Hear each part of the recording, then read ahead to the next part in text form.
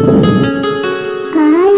गइल कार्तिक महिनावा, दुनिया में हो गइले असर, दुनिया में हो गइले असर।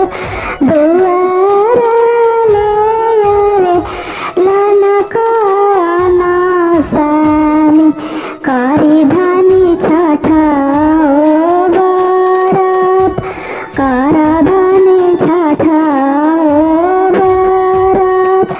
कैसे में करी सानी छठ बरतिया, नइखी जानत छठिया के मरम, नइखी जानत छठिया के मरम। कैसे करी छठिया बरत, कैसे करी